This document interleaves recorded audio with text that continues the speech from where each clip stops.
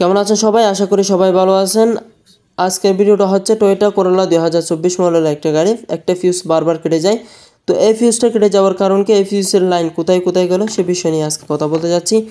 এই ফিউজটা কেটে গেলে কিন্তু আপনার গাড়ি স্টার্ট হবে না। আপনার গাড়ি যদি স্টার্ট না হয় এই ফিউজটা চেক করতে হবে, এবং এই ফিউজটা যদি বারবার কেটে যায় আপনি কি করবেন সে বিষয় নিয়ে আজকে কথা বলতে যাচ্ছি। এটা হচ্ছে ইঞ্জিন জিডিআই করোলা 2024 মডেলের একটা গাড়ি।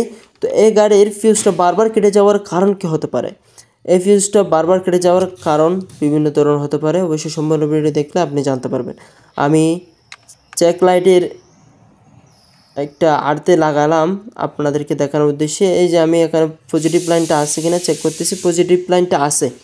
এখন আমি যদি কোনো একটা ফিউজ যদি এখানে লাগাই তাহলে বারবার কেটে যায়। বারবার কেটে যাওয়ার কারণ কী হতে পারে আমি আপনাদেরকে জানিয়ে দেব, সংক্ষেপে জানিয়ে দিতে যাচ্ছি। এই ফিউজটা বারবার কেটে যাওয়ার কারণ কি, অবশ্যই আপনাদের যদি এরকম সমস্যা হয় বা কোনো কিছু জানার প্রয়োজন হয় কমেন্টে জানাতে ভুলবেন না। আপনাদের এই কমেন্টে আমি উত্তর দিয়ে দিব। অবশ্যই আপনারা কোনো কিছু খারাপ মন্তব্য করবেন না। আমি আপনাদেরকে জানিয়ে দেওয়ার জন্য এই ভিডিওগুলো করি।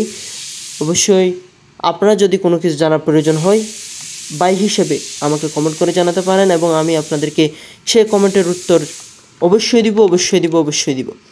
এই ফিউজটা বারবার কেটে যাওয়ার কারণ কি হতে পারে? এই ফিউজটা আপনার ইন্ডাক্টরে গেছে, ইঞ্জিন আইসিউতে গেছে, ফুয়েল পাম্পে গেছে। আমি যখন এই ফিউজটা বারবার লাগাই, এখন আমি কোনো জিনিস চেক করি নাই, তারপর আমি আপনাদেরকে ভিডিওটা দিলাম। যদি আমি কোনো জিনিস চেক করার পরে যদি সমস্যা পাই তাহলে আপনাদেরকে সেই সমস্যার কী সমস্যা পেলাম সেটা আমি আপনাদেরকে আপডেট দেখাবো। তো যেই সমস্যা নিয়ে গাড়িটা আসলো সেটা আমি আপনাদেরকে দেখানোর চেষ্টা করতেছি। অবশ্যই কেউ খারাপ মন্তব্য করবেন না। যদি ভালো লাগে ভিডিওটা দেখবেন, আর যদি ভালো না লাগে স্কিপ করে চলে যান। আমার কোনো এখান থেকে টাকা ইনকাম করার কোনো, তো যদি ভালো লাগে ভিডিওটা দেখবেন, না হলে স্কিপ করে চলে যান। কারণ আমার এখান থেকে কোনো টাকা খেয়ে চলতে হবে এরকম বিষয় না। আমি যে কাজ করি সেটা দিয়ে আমি ইনশাল্লাহ চলতে পারবো।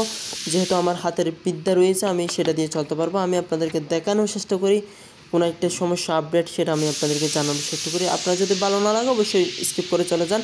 আর কমেন্টে কেউ আজে বাজে কমেন্ট করবেন না। যদি প্রয়োজনীয় কমেন্ট হয় সেটা বলতে পারেন। তো আপনার যদি কোনো প্রয়োজনীয় কমেন্ট হয় সেটা আমি আপনাদেরকে অবশ্যই উত্তর দিব। অবশ্যই বাই হিসেবে আমি আপনাদেরকে সেটা হেল্প করতে চেষ্টা করব। এটা হচ্ছে ডিআইএনজি। এই ফিউজটা কী কারণে কেটে যায় সে বিষয় নিয়ে একটু আলোচনা করার আগে আমি আপনাদেরকে বলি এই ফিউজটার লাইন কোথায় কোথায় গেল। আমি আগেও বলেছি এটা ফিউজটা রিলেতে আসলো, রিলে থেকে রিলে কানেক্টর গেছে। আমি আপনাদেরকে দেখাই, এটা হচ্ছে রিলে কানেক্টর। এখানে বিভিন্ন ধরনের রিলে রয়েছে। আপনি যখন খুলবেন অবশ্যই দেখবেন এখানে বিভিন্ন ধরনের রিলে রয়েছে। এখান থেকে যদি কোনো একটা রিলে শর্ট হয়ে যায় বা কোনো জায়গায় ফুরে যায় তাহলে কিন্তু এই ফিউজটা কেটে যাবে। অবশ্যই সেটা খুলে পার্ট খুলে দেখবেন কোনো জায়গায় জ্বলে গেছে কিনা, পুরো গেছে কিনা। এরপরে ইঞ্জিন আইসিউটা খুলে দেখবেন ইন্ডাক্টরের যেই ট্রানজিস্টরগুলো রয়েছে, ক্যাপাসিটারগুলো রয়েছে, রেজিস্ট্যান্টগুলো রয়েছে, এই ট্রানজিস্টর, রেজিস্ট্যান্ট, ক্যাপাসিটারগুলো কোনো জায়গায় শর্ট হয়ে গেছে কিনা বা পুরো গেছে কিনা।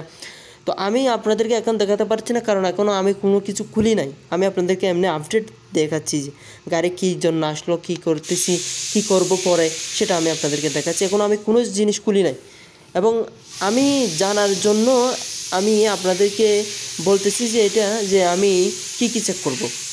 এটা যদি ফিউজটা নষ্ট হয়ে যায় আপনাদের কী করণীয়। অবশ্যই ইন্ডাক্টর, ফুয়েল পাম্প যদি শর্ট হয় এই ফিউজটা কেটে যাবে 100%। ইন্ডাক্টর যদি শর্ট হয় এই ফিউজটা কেটে যাবে। ইঞ্জিন আইসিউতে যদি ইন্ডাক্টরের লাইনে কোনো শর্ট হয় বা ট্রানজিস্টর, রেজিস্ট্যান্ট কোনো জায়গায় কোনো জিনিস পুড়ে যায় বা নষ্ট হয়ে যায় এই ফিউজটা কেটে যাবে। এবার ফাট করে দেখলে কিন্তু আপনি জানতে পারবেন কোনো জায়গায় পুড়ে গেছে কিনা বা নষ্ট হয়ে গেছে কিনা। এটা বিষয় না যে আমি আপনাদেরকে প্রতারণা করতেছি বা এই করতেছি সে করতেছি। আমি আগে বলেছি আপনাদের যদি ভালো না লাগে স্কিপ করে চলে যান। আমার কোনো এখান থেকে টাকা ইনকাম করে খেতে হবে এমন কোনো বিষয় না। আমি যেটা কাজ জানি সেটা দিয়ে আমি চলতে পারবো। আর এখান থেকে আমি টাকা ইনকাম করবো সেটা আমি কল্পনা করি না। এটা আমার কল্পনার বাইরে। আমি এখান থেকে কোনো টাকা ইনকাম করে সেটা আমি খাবো সেটা আমার কোনো ইচ্ছা নাই। আমি আপনাদেরকে দেখানোর চেষ্টা করি যে এটা আমি আপনাদেরকে যে গাড়ি আসলো কী জন্য এবং আমি কী করব পরে, কী করব সেটা আমি আপনাদেরকে পরে আপডেটে দেখাবো। আমি আপনাদের